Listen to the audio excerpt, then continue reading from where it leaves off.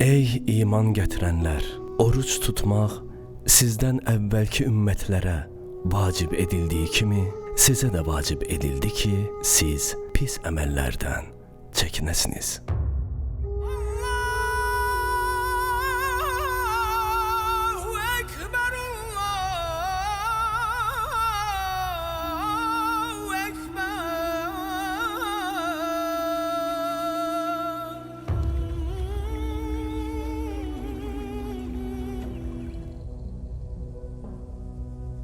Ramazan ərəb sözü olub 9-cu qəməri ayının adıdır.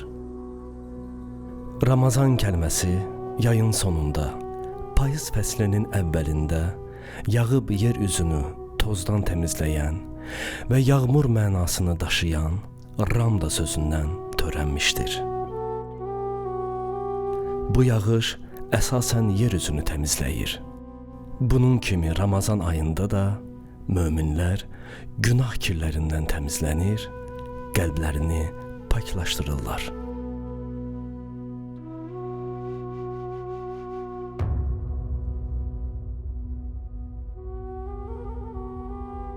Bildiyimizə görə dini ibadətlərdən biri də Ramazan ayının orucudur.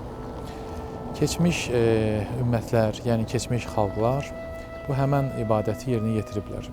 Buna adekvat olaraq Quran-ı Kərimin müvafiq ayələrini xatırlamaq olar və ümumiyyətlə Ramazan barəsində məlumat almaqdan ötürü mütləq Quran-ı Kərimin Bəqərə surəsini gözdən keçirmək lazımdır. Ramazan ayının tarixi Quran-ı Kərim məntiqi ilə yanaşsaq, insan yaranandan oruc da insanlara vacib edilib.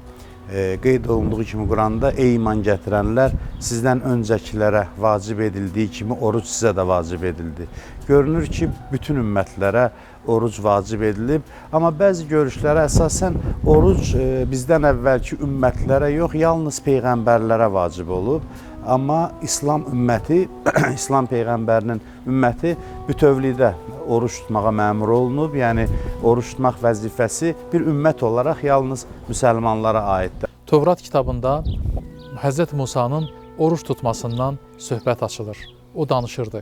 Mən 40 gün, 40 gecə Tur Sina dağında qalaraq Tövrat kitabını qəbul etdim və sonda elə əldən düşdüm ki, Uca Allah mənə yeməkdən və içməkdən ye-iç əmrini verdi.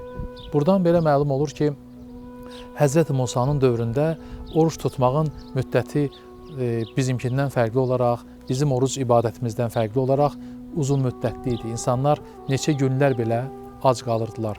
Həzrət Musanın dövrünə bu cür baxılır. Quran-ı Kərimin görüşünə əsasən hər bir halda oruc bizdən əvvəlki ümmətlər zamanı da vacib olub. Ya peyğəmbərlərə, ya da ümmətlərin özünə.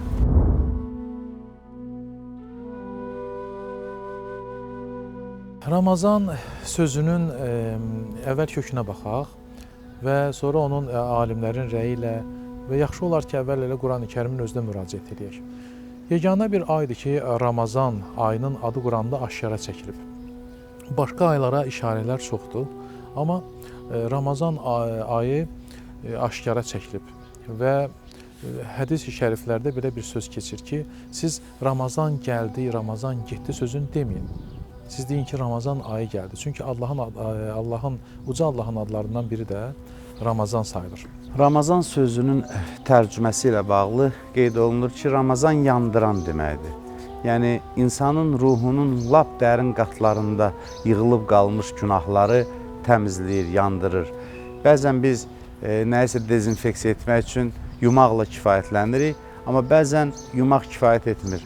Gərək yandırmaqla o virusdan xilas olaq. Mənəvi viruslar da belədir. Ruhun dərin qatlarında kök salmış həmin o virusları Ramazan ayının orucu təmizləyə bilir. Ona görə də Ramazan insanları günahlardan təmizləyən bir aydır.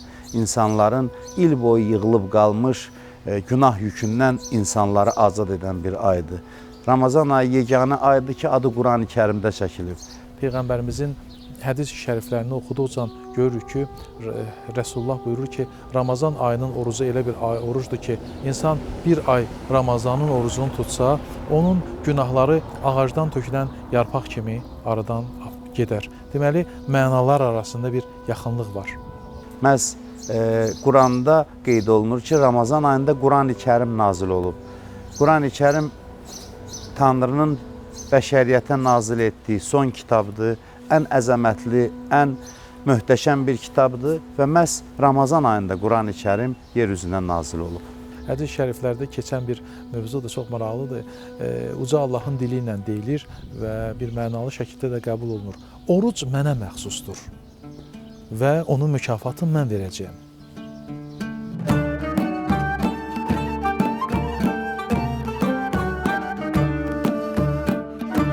Oruç tutmaq şəriətin zəruri qanunlarından və İslamın əsaslarından biridir. Oruc Allahın insana verdiyi nemətlərə şükür etməkdir. Bu zaman nəfs, yemək, içmək və şəhvətdən imtina edir. İmtina edilən bu əməllər ən gözəl nemətlər sayılır. Onları bir müddət tərk edən adam onların qədir-qiymətini daha yaxşı bilir. Çünki nemətlərin qədrini onlar tükəndikdən sonra bilmək olur. Oruc isə insana verilən nemətlərə şükür etməyə vadar edir. Nemətlərə şükür etmək ağıl və şəriət baxımından vacibdir.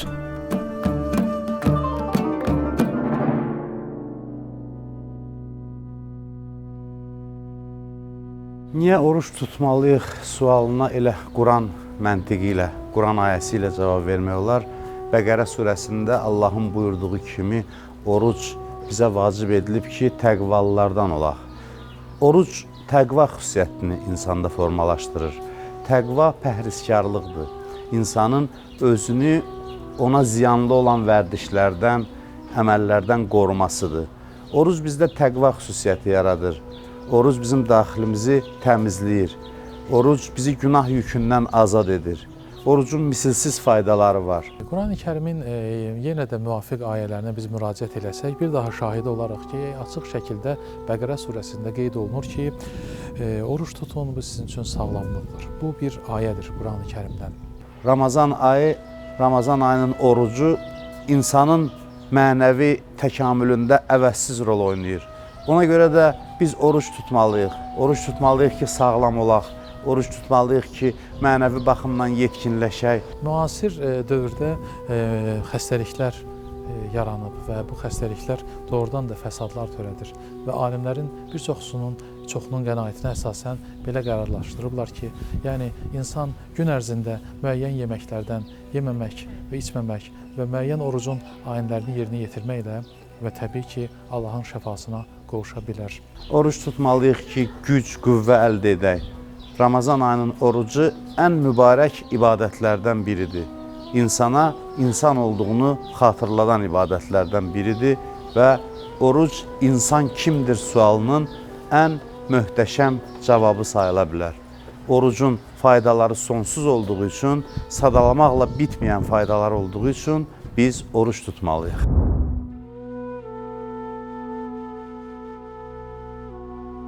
Bir çox insanlar yalnız Ramazan ayını yeməmək və içməməklə özlərinə yəni ibadət növü kimi görürlər. Amma əslində qalanda bu insan, bu oruc mənəvi yüksəlişin olması üçün bir vasitədir. İnsan öz mənəviyyatını təmizləyir və Quran-ı Kərimin elə məntiqi bundan ibarətdir ki, insan öz nəfsini təmizləsin, çirkinliklərdən və özünə qalib gəlməyi bacarsın və öz daxili ilə mübarizəyə hazır olsun və həqiqətən də oruç tutmaq insana bir yol göstərir və daxilin təmizlənməsi üçün bir vasitə yaradır. Və Quran-ı Kərimin məntiqi yenə də qeyd edirəm budur ki, nəfsinizi təmizləyin ki, ucalasınız. Ramazan ayının orucu digər ibadətlərdən fərqlənir. Əsas fərqli cəhəti bundan ibarətdir ki, Ramazan ayının orucu, yəni oruc ibadəti ümumiyyətlə etmə əmrindən ibarətdir. Digər bütün ibadətlərdə nə isə etməli isə, oruç tutarkən nələrisə etməməliyik. Deməli, oruc başdan başa imtinadan ibarətdir. Oruc insanın könlü istədiyi şeylərdən müvəqqəti olaraq imtina etməsidir. Oruc insanın minimum ehtiyaclarından imtina etməsidir. Qida kimi zəruri ehtiyaclardan imtina etməsidir. Yəni, oruc insanda imtina gücünü formalaşdırır və insan ona görə insandır ki, özü könüllü olaraq nələrdənsə keçə bilir, nələrdənsə imtina edə bilir, öz nəfsinə qələbə çala bilir. Oruc insanı imtina etməyə vadar edir və insan canlılar arasında yeganə varlıqdır ki, onun daxilində mübarizə var. İnsan özünə yox deməyi bacaran bir varlıqdır. Orucun əsas fəlsəfəsi insanın özünə yox deməyi bacarmasıdır. İnsanın özü ilə mübarizə aparmağı bacarmasıdır. Bu mübarizədə qalib gələn insanlar heç şübhəsiz ki, ən uca insanlıq mərtəbəsinə gəlib çatırlar. Ona görə də orucun dərin qatlarına biz vardıqda görürük ki, oruc bizə insanlığımızı hiss etdirir. Oruc bizi maddi aləmdən qoparıb mənəvi aləmə aparır və oruc bizi Allahla görüşə hazırlayır. Ona görə də Allah buyurur ki, oruc mənim üçündür və orucun mükafatı mənəm. Yəni, şəxsən özümə qovuşacaq oruç tutan insanlar. Çünki oruç tutmaqla insan dünyəvi nemətlərdən könüllü olaraq imtina edir və mənəviyyata yönəlir.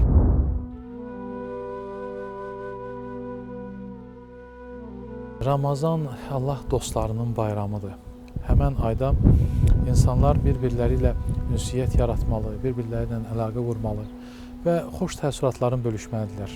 Və mən hesab edirəm ki, Ramazan ayında insan öz itirdiyini tapa bilər və elə bir aydır ki, insan öz daxilindən tutmuş xaricə qədər yaradılışda olan kainatda kəhkəşanların olması ilə belə öz varlığını qura bilər. Yəni, insan özünə baxmasa, təbii ki, tanırsın, tanıya bilməz. Ramazan bizim üçün, Ramazan ayı bizim üçün şərait yaradır ki, biz ətrafımıza nəzər salaq. Onun faydalarından biri də budur ki, insanlar bir araya gəlir, görüşürlər, iftar süfrələrində bir yerdə olurlar. Oruc sosial mahiyyəti olan bir ibadətdir. Oruc ictimai mahiyyəti olan bir ibadətdir. Hədislərdə qeyd olunur ki, Allah orucu ona görə vacib buyurdu ki, zənginlər yoxsulların halından xəbərdar olsunlar. Yəni, oruc sosial bərabərliyi təlqin edən, aşılayan bir ibadətdir. Oruc zamanı zəngin insanlar aclığın nə olduğunu hiss eləyir, ehtiyacın nə olduğunu hiss eləyir və bu onları ehtiyaclı insanlara yardım etməyə təşviq edir. Ona görə də oruc böyük bir sosial aksiyadır. Ramazan ayı boyunca həmişə iftar süfrələri açılır, yoxsul insanlara yardımlar edilir. Xüsusilə indiki pandemiya dövründə 2 Ramazan ayıdır ki, artıq bu dövrə təsadüf edir və yüzlərlə insan yardım aksiyalarına qoşuldu və bu Ramazan ayı boyunca ehtiyaclı insanlara, yoxsul insanlara, az təminatlı ailələrə yardım göstərdilər. Orucun mahiyyəti ilə tam uzlaşan bir haldır. Mübarək Ramazan ayının orucu insanlara həmdərd olmağı aşılayır, insanlara bir-birinin halına yanmağı, yoxsul insanları xatırlamağı aşılayır. Cəmiyyətə faydasına gəldikdə isə Ramazan ayının əvvəlinci günündən insanlar bir nizam-intizama sarılaraq bir həqiqət formasına düşür və nizam-intizamlı olaraq vaxtın, günün hər bir anını çalışırlar ki, faydalı keçirsinlər və Peyğəmbərimizin hədislərində keçir. Ramazanın hər saatı belə, hər dəqiqəsi qiymətlidir. İnsanın udduğu nəfəs belə ibadətdən sayılır. Hətta yatmaları ibadət qisminə qeyd olunur. Ramazan özlüyündə elə bir ibadətdir ki, heç bir ibadət ilə müqayisəyə gəlməz. İnsan bir ay özünü, nəfsini ram edərək ilahi məqama ucalır və ruhu göylərə pərvaz edir. Mübarək Ramazan ayının əsas fəlsəfəsi də eyni zamanda həmdərdlidir. Çünki bizim dinimiz insanları bir-biri ilə vəhdətdə olmağa çağırır, insanları bir-biri ilə həmdərd olmağa dəvət edir, insanları bir-birinin halına yanmağa dəvət edir. Əgər orucun aşıladığı dəyərlər cəmiyyətdə geniş yayılarsa, insanlar arasında ixtilaflar olmaz, insanlar bir-biri ilə mehriban olar və bir-biri ilə yanaşı olaraq Allaha doğru hərəkətdə olarlar. Ramazan ayı məhz bu ictimai vəhdəti təmin edən ən mühüm ibadətlərdən biridir.